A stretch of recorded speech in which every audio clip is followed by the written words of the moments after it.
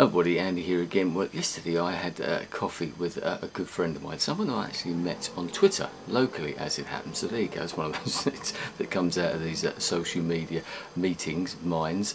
But we were talking lots of different subjects. We talked about so many different topics it would be impossible to encapsulate them all in one video, I think. But there's 2 or 3 topics that come out of it. One of them, we were talking about punk rock. We're both of the same sort of age. I think the other guy's a couple of years older than me.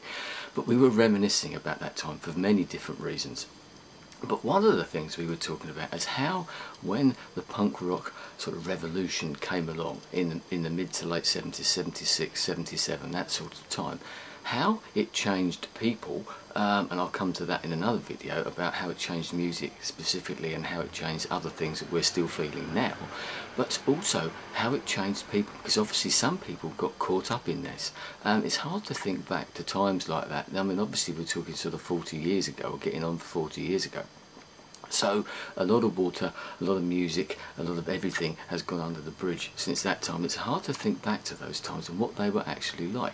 The music that was around, and sort of mainly rock music type of thing that we're talking about here, it came out mostly out of the 60s, from the rock and roll era of the late 50s through the 60s to the 70s. So if you think about it, rock music in its own way had only been around for about 20 years. And obviously, as I said, we've now moved on 35 years or something like that. And when the punk revolution came along, when sort of Johnny Rotten and the Sex Pistols and the Clash and the Damned and all those bands came out, it was a big sea change. It shocked people, yes, the establishment and everything, but it also changed young people as well, impressionable teenagers like myself, some of whom embraced this completely, some of whom we talked about yesterday were like a bit of a punk hybrid, I suppose, and those who stuck with the old music. As we were talking about it, we both relayed conversations that we'd had with our friends, very, very similar, that where we had to make a sort of a choice, not quite a Sophie's choice, but a choice between the old music that we were listening to, the Led Zeppelins, you know, and all the Black Sabbaths, or the proggy stuff that we were listening to at that time, or even back to the Beatles and the Stones, that type of music, or whether we were going to embrace this new revolution where the rule book had been ripped up and we were going back to 3 chords and an attitude type of thing. I remember having that conversation with a group of friends that I used to be around, big music fans, big music lovers, and we used to buy lots of music and talk about music and play music all the time, read all the music magazines. And I can still remember a conversation that we had where we were sort of talking about this, and we said, well, okay, Andy, what sort of music are you going to sort of stick with? Is it the old music that you like now, or is it the new music? You know, it was almost as if there had to be some sort of choice. I sort of sat on the fence and embraced both types. I totally embraced all the new punk stuff that came along, loved the attitude, loved the music, and bought lots of it, and still play it now.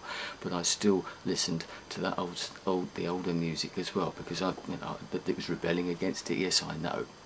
And my friend said exactly the same thing. He was in a group of friends in London and had exactly the same situation where he felt that he had to make a particular choice, and some of his friends went one way, some of his friends went the other, and that's the same with my group of friends. I remember one particular guy who really embraced the punk thing, changed into leather jackets and, you know, bondage trousers and spiked up his hair.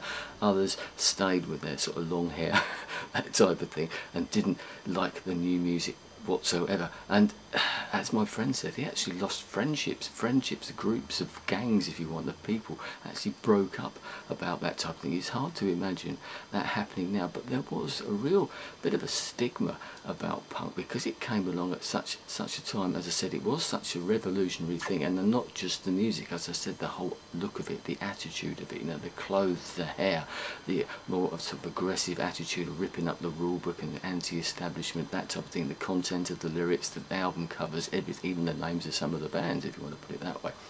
And I relate a story about a girl that I used to know, used to go to Liverpool quite a lot, and I went to see her around the time of the Jubilee, the Queen's Silver Jubilee, in the summer of 1977, June of that year, and I was up in Liverpool for a couple of weeks spending my holiday up there. And I remember taking 2 albums with me. to play to her, because I knew she liked this type of stuff. One was the latest Judas Priest album. I can't remember what it was, but you can look back from early 1977. And the other one was the brand new release, the first album by the Stranglers, the Rattus Norvegicus album, which I bought as soon as it came out. I loved it. I loved the singles as well, and I was playing it to death. They were the two albums that I was playing at the time. As I said, I was a bit of a hybrid then. My hair was getting shorter, maybe my clothes were changing in some particular ways. I remember taking it up there, taking it into the halls of residence, into the room that she had, and said, "Yeah, I've got this, and it's got some stickers. I'm going to put some of these stickers on your door." No, she said, "I can't be seen to embrace that. Well, all my friends think that I've turned into a punk."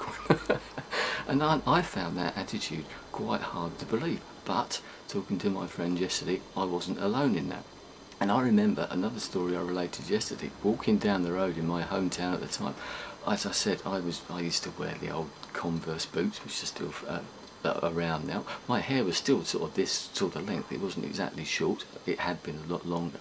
It had been gradually getting shorter for a number of reasons, work reasons, etc. I was still wearing old white cheesecloth shirts. Anybody remember those type of things? But I used to wear black waistcoats and things like that, and sort of skinny Levi bootleg cut jeans or something. And I used to wear the badges that used to get from the old punk gigs or punk bands. So there was a bit of a cross, as I said, a bit of a hybrid there. And I remember walking down the street one particular day, minding my own business, just quite happily walking down, going to work or whatever. I really had no idea. And a couple of people went past me and said, "Oh, well, you're a punk."